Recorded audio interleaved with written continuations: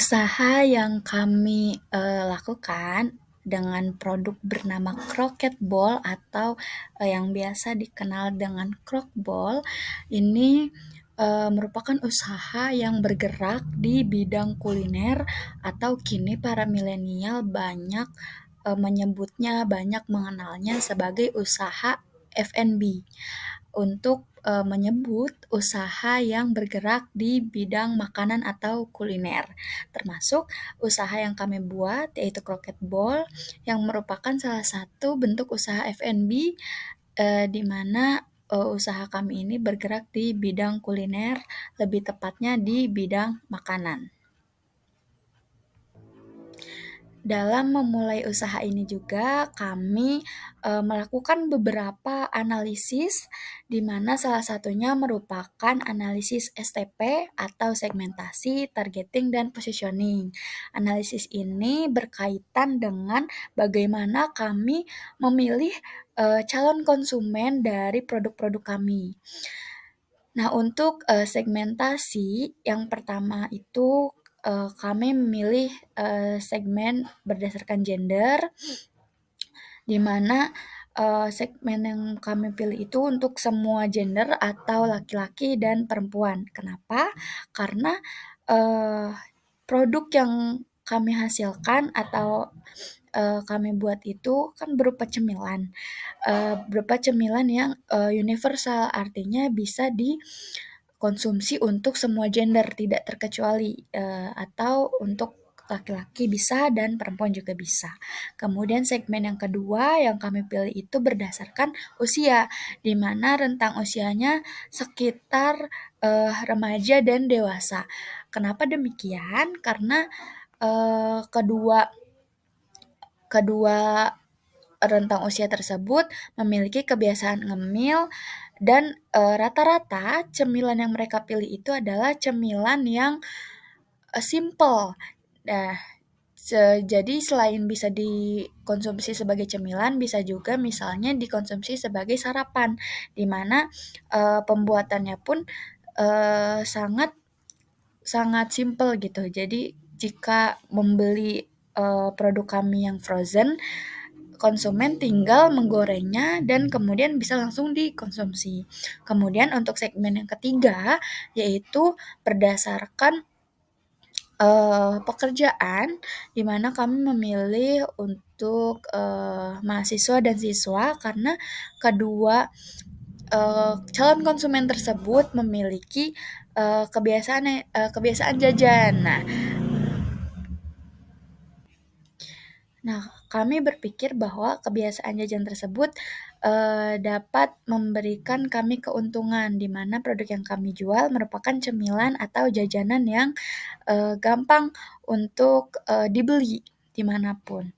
Kemudian, untuk segmen yang keempat dan kelima yaitu, terkait pendapatan atau ekonomi dari calon konsumen dan, di mana, konsumen dapat, eee membeli, eee, terkait tempat tinggal konsumen tersebut.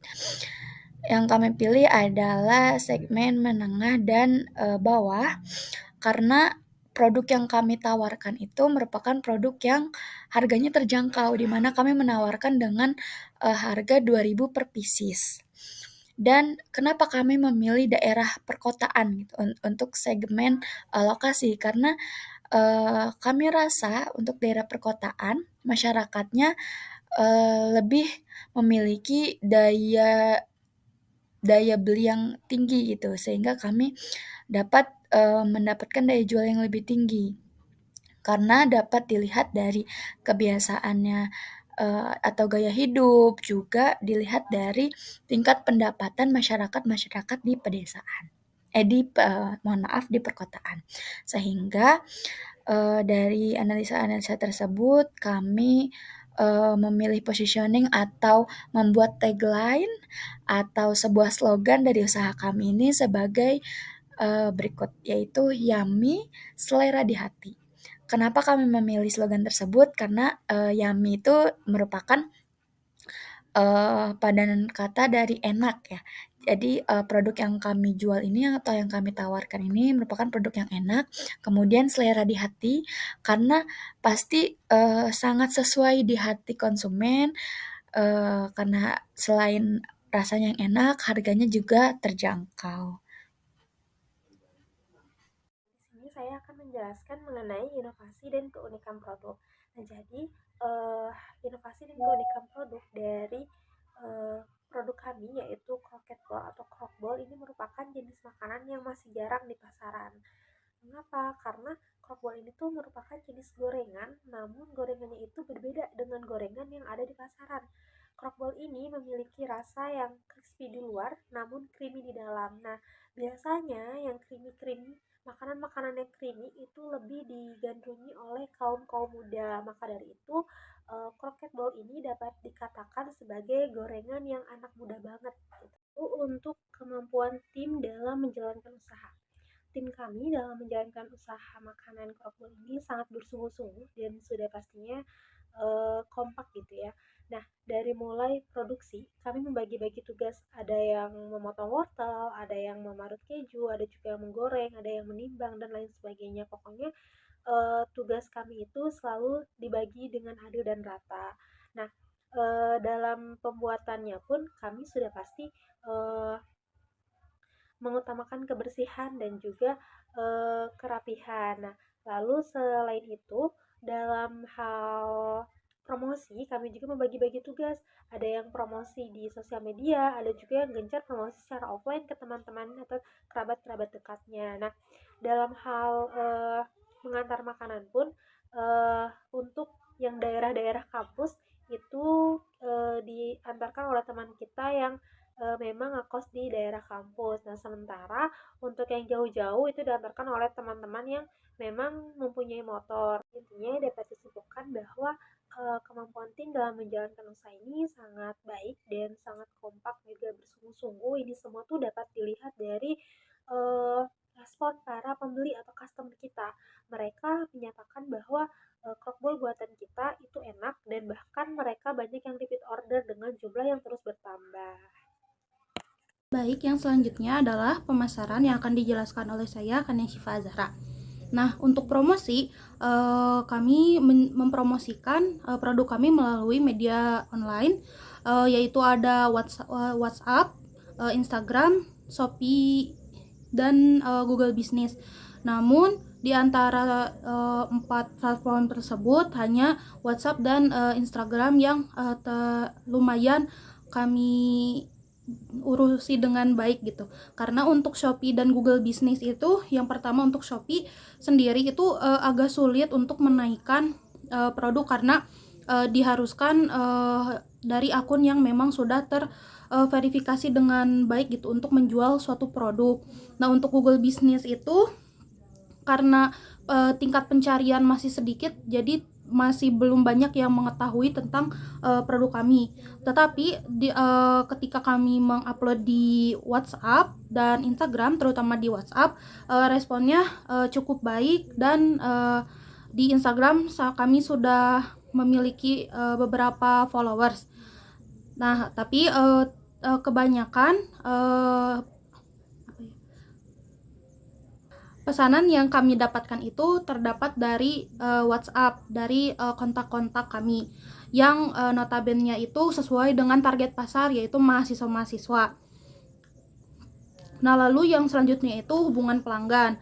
Nah, pada tahap awal kami mempromosikan barang, kami cukup mampu gitu ya, cukup baik untuk menggait pelanggan hingga pada PO pertama kami mendapatkan 53 orderan.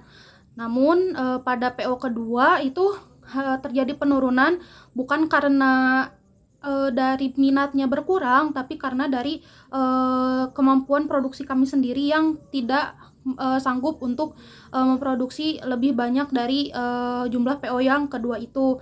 Hingga pada akhirnya waktunya terlalu mepet, jadilah beberapa orderan harus kami batalkan. Nah, dari hal tersebut bisa dilihat kalau kamu memiliki hubungan yang baik dengan pelanggan, dan beberapa pelanggan dari PO pertama itu memuji akan produk kami yang rasanya enak. Nah, untuk selanjutnya itu ada saluran distribusi.